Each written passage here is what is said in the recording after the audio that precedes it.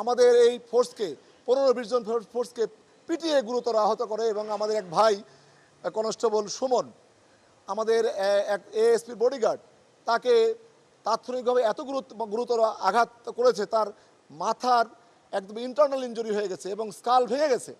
এবং এই সিটি নিয়ে আমরা যখন নিয়ে আসলাম তাৎক্ষণিকভাবে আইসিইউতে নেওয়া হয়েছিল এবং তারপর সে এখানে ইন্তেকাল করেছে। আমরা এর বাইরে একজন আইসিইউতে আছে, 20-25 জন এখনও বিভিন্ন হাসপাতালে তারা যন্ত্রণার সঙ্গে কাতরাচ্ছে। ওইখানে আমরা দলছুট হয়ে একটা দোকানের ভিতরে আশ্রয় নিই। তারপর হচ্ছে ওই শাটার লাগায় দেয় বাইরের দোকানদার, পরে দোকানদারই খুলে দেয় লোকজন ডেকে। পরে যে যার মতো যখন খুলে দেয় দৌড় মারে। আমি একটা ঝুপড়ির ভেতরে গিয়ে আশ্রয় নেই।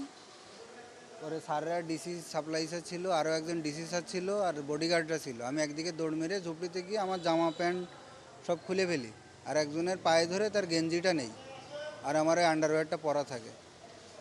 তো আমি যখন ঝুপড়ির ভেতরে গিয়ে আশ্রয় নেই, পরে ওই যে আমার গেঞ্জি ধার দিছিল ওই আবার বলে দেয় যে ওর ভিতরে আর একজন দিছে।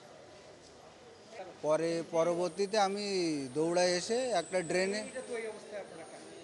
ড্রেনের ভিতরে প্রায় 4 ঘন্টা আটকাইছিলাম। পরে ভাসতে ভাসতে চলে আসছি খাল দিয়ে। সন্ধ্যার একটু পরেই শুনি যে একজন পুলিশ মারা গেছে। আমি উপর থেকে নিচে এসে দেখছি তাকে। কিছুক্ষণ পরে দেখি আমার বোনটাও আসছে।